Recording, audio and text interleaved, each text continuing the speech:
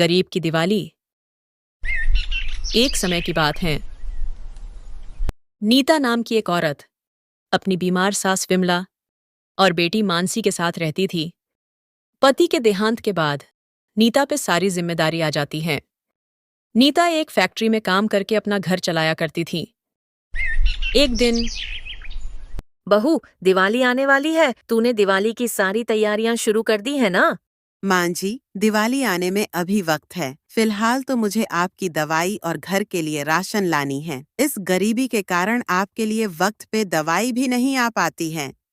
बहू, बहुत कम उम्र में ही तुझ पे जिम्मेदारी का बोझ पड़ गया। तू चिंता मत कर बहू, सब ठीक हो जाएगा। अच्छा, ठीक है मां जी, मैं काम पे चलती हूँ। ठीक है बहू, ध्यान से जाना और हो सके तो जल्दी आने की कोशिश करना, क्योंकि दिवाली के कारण घर की साफ सफाई भी करनी है। मां जी, मैं पूरी कोशिश करूंगी जल्दी आने की। मानसी, अपना और अपनी दादी का ख्याल रखना और घर की थोड़ी बहुत सफाई भी कर लेना। ठीक है माँ, मैं घर की साफ सफाई कर लूंगी, आप चिंता मत कीजिए।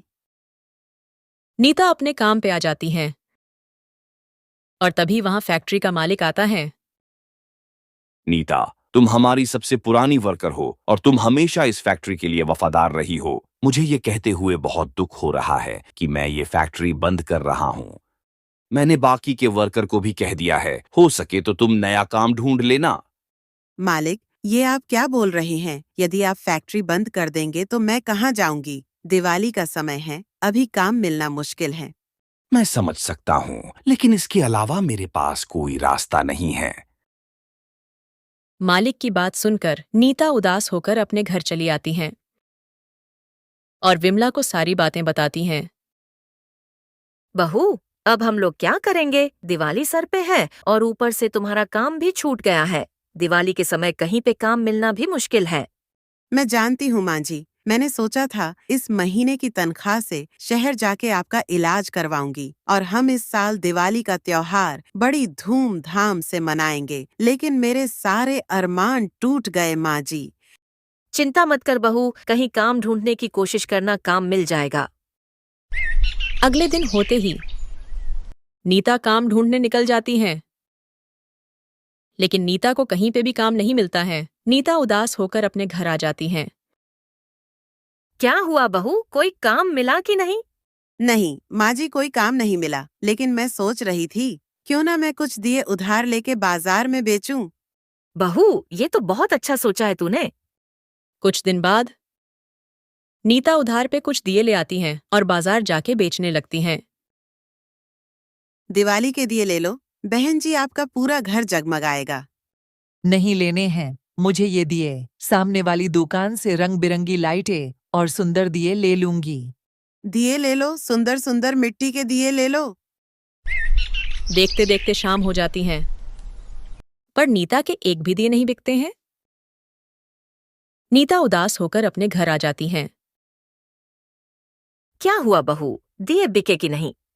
मां जी, रंग बिरंगी लाइट के सामने लोग मिट्टी के दिए को कहाँ पूछते हैं? सही कहा बहू तूने, अब लोग रंग बिरंगी बिजली वाली लाइट की ही दिवाली में खरीदारी करते हैं। हमारे जमाने में तो हम लोग इसी मिट्टी के दिए से दिवाली पे अपना सारा घर सजाया करते थे। अगली सुबह मां जी, चिंता मत कीजिए, मैं कुछ ना कुछ कर लूंगी। अब मैं चलती हूँ माँ जी। ठीक से जाना बहू। नीता बाजार में दिए बेचने चली जाती हैं। अरे बहन जी, दिए ले लो, मिट्टी के सुंदर सुंदर दिए ले लो। अरे ओ बहन, फिर से आ गई तुम। क्यों चिल्ला चिल्ला कर सर में दर्द करा रही हो?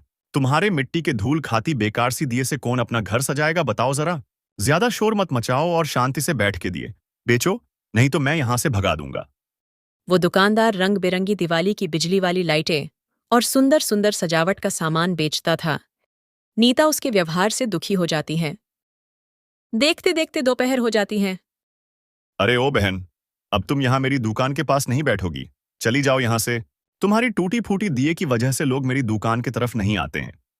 कोई बात नहीं भाई, मैं दूसरी जगह जाके अपना दिया बेच लूंगी, आप परेशान मत हो।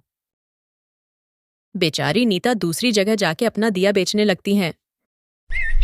शाम हो जाती है। लेकिन नीता का एक भी दिया नहीं बिकता है। नीता अपने घर आने लगती हैं, तभी नीता देखती हैं दुकानदार चक्कर खाकर गिर जाता है। नीता उस दुकानदार की मदद करने जाती हैं। बहन, तुम्हारा धन्यवाद। तुमने मेरी जान बचाई है। मुझे माफ कर देना बहन। आज जो आपने मेरे लिए किया है, मैं आपका एहसान कैसे चुका पाऊंगा। भाई साहब, मन छोटा मत कीजिए। सब कुछ ठीक है। भगवान की दया से आप बच गए। यही बहुत बड़ी बात है।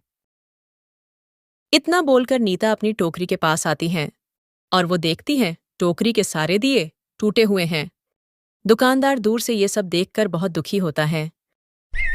अगले दिन दिवाली का त्योहार आ जाता है। नीता उदास होकर बैठी रहती है। अब मैं उधार के पैसे कैसे चुकाऊंगी? सारे दिए टूट गए और आज दिवाली कैसे मनाऊंगी? तभी वहां वो दुकानदार आता है और उसके हाथ में बहुत सारे उपहार रहते हैं। बहन, मैंने आपका घर पता किया और दिवाली की बधाई देने यहाँ आ गया। बहन जी, आपको दिवाली की ढेर सारी शुभकामनाएं। मैं जानता हूँ कल आप मुझे बचाने के चक्कर में अपना नुकसान कर लिया। बहन, एक भाई होने के नाते मैं कुछ उपहार लाया हूँ। यदि आप ये लेंगी तो मुझे बहुत अच्छा लगेगा। और ये लिफाफा भी रख लेना। भाई, इस सब की कोई जरूरत नहीं थी। आप यहाँ दिवाली की शुभकामना देने आए, यही मेरे लिए खुशी की बात है। नीता ये सब देखकर बहुत खुश होती हैं और अपने परिवार के साथ मिलकर खुशी से दिवाली मनाती हैं।